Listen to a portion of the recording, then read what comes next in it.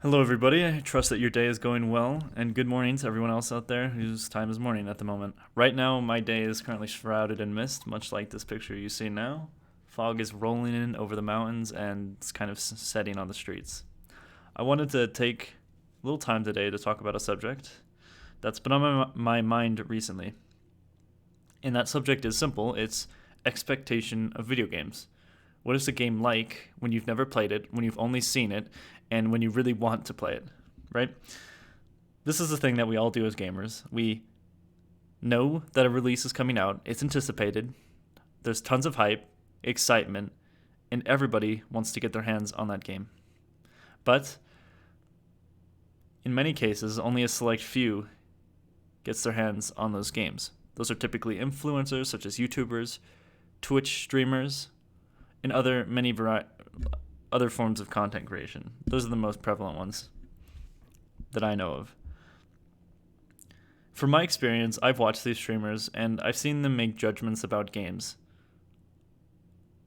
A very prevalent example that I will bring up is World of Warcraft Shadowlands. For those of you who do not know, WoW is an extremely old game, and because it's extremely old, it carries a lot of nostalgia, and that nostalgia is bringing a lot of people back to World of Warcraft for their newest expansion launching November 23rd. No, I'm not sponsored, but I'm a big fan.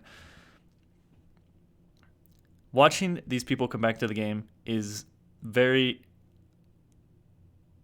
It defies a lot of expectations, in my opinion.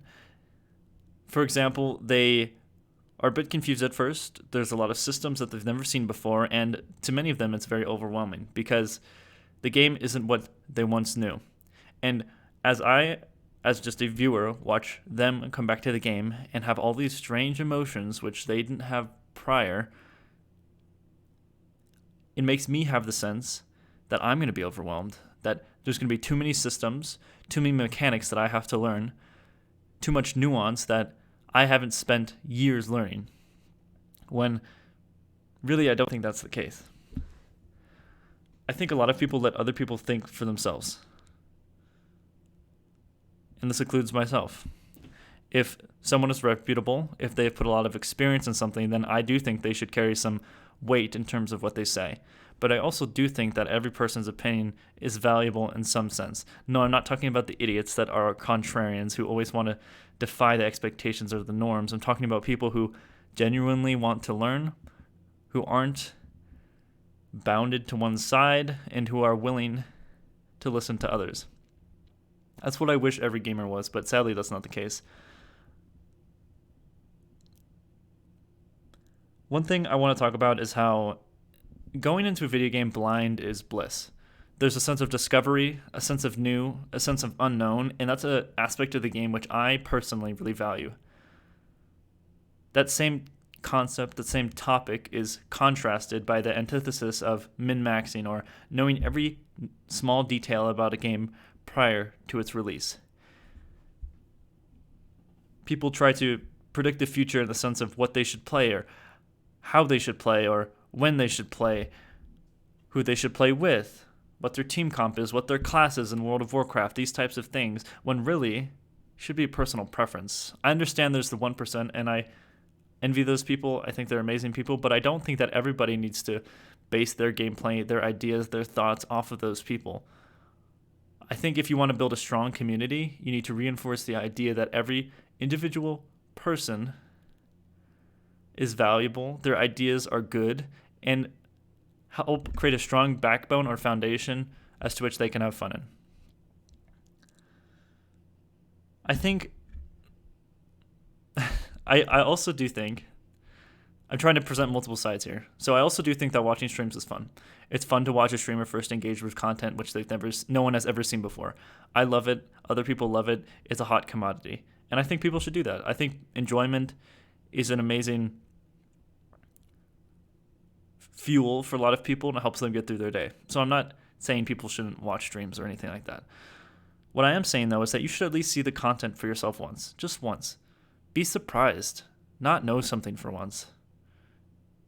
Right now, in this 2020 world that we live in, the internet is as large as ever. It has anything you could ever want. There's wikis fueled with bonfires and whatever. That didn't make any sense. Point is that they have a lot of information, and we just suck it up like a vacuum.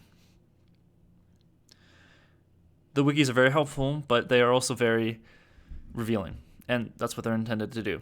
I think everybody should play through the game at least once. See it for yourself, and then dive into the content, which other people enjoy. I think that if you are not to go down that route, let's say you do want to watch videos and stuff like that, which, like I said, clearly I have with World of Warcraft, and that's one of the reasons that got me thinking about this video. You as a player need to establish the responsibility, in my opinion, to set up a filter. Know what you should and shouldn't be looking at. So in World of Warcraft, a good example is the story. Of course I don't want the story ruined. Of course I want to experience that for the first time. Now, some people don't care about the story, so to them it might make more sense to not care about that. I think a very common thing to look at in terms of World of Warcraft is your class. Sorry, that's my phone. How is it changing from expansion to expansion? What are the buffs? What are the nerfs? What are the new abilities? What is the unpruning, meaning the gaining of abilities looks like? These are really important and common questions that a lot of people ask, but and that's valuable to some people, and some people it doesn't matter. Some people will play the same class, main the same thing for years and years and years, and that's fine. It doesn't matter what other people think. It doesn't matter what happens to their class. It matters what they think, and I think that's valuable. Set up a filter, know what you should and shouldn't be looking at based on who you are. I can't tell you what that is. I just think to reiterate, I think we've lost the sense of discovery and exploration that really is novel in games and used to be forefront. First time stepping into Diablo 2, everyone was scared out of their mind. There weren't streams to tell you what to do. You had to buy those books from Game Informer to help guide your way. You know what I'm talking about. I want to talk about this last thing where having an expectation of the game or experiencing it is it's a good and bad thing. One example that I can think of is beta testers. These are typically people who get a quote-unquote early access to the game, and they can help, in many cases, provide feedback back to the developers. This creates an interesting and notable environment where the players are the forefront game testers and give the bulk of the feedback to the game developers before the release of the game. This is helpful in the sense that the developers can already start working with their players before a vast majority of the player base plays their game, but it also is I don't know the correct term, a knife or a knife's edge. You have to be careful with it because this can create an atmosphere where the players think they know more than the developers, where the players play the game so much and they have their own opinions and everyone has so much quote-unquote experience with the game that they start suggesting things to the developers which the developers know exist and have already thought about but don't like. There's this famous quote in World of Warcraft called, and this is by the current Blizzard CEO, I forget his name, but I believe it starts with a J. Very, very broad, I know. You can look him up. He said, in response to a question at BlizzCon, which is basically their big Comic-Con event for World of Warcraft and Overwatch and all those other games, one of the fans asked if World of Warcraft classic servers, meaning the very first original state of the game, would ever be released. And the president said, "You think you do, but you don't."